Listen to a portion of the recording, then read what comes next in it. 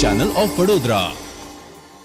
વડોદરાની રિફાઇનરી ટાઉનશીપમાં 2 દિવસીય ફ્લાવર શોનું આયોજન કરવામાં આવ્યું હતું. આ ફ્લાવર શો દરમિયાન લોકોના મનોરંજન માટે 6 જેટલા સસલાઓને ખુલ્લા મૂકવામાં આવતા પ્રાણી પ્રેમી રોષે ભરાયા હતા.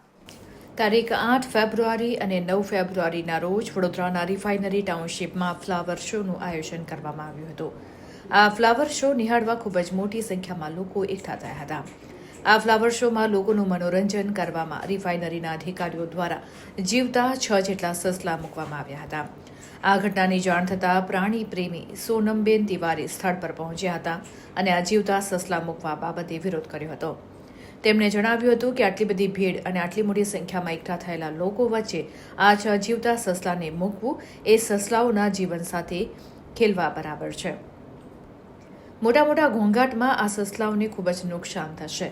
સોનમબેને તાત્કાલિક રિફાઇનરીના અધિકારીઓને સસલા હટાવવા જાણ કરતા અધિકારીઓ સ્થળ ઉપર દોડી આવ્યા હતા અને સોનમબેનની માફી માંગી મેનેજમેન્ટ દ્વારા ભૂલ સ્વીકારી તાત્કાલિક આ 6 સસલાઓને ગ્રીન બેલ્ટ વિસ્તારમાં મૂક્યા હતા.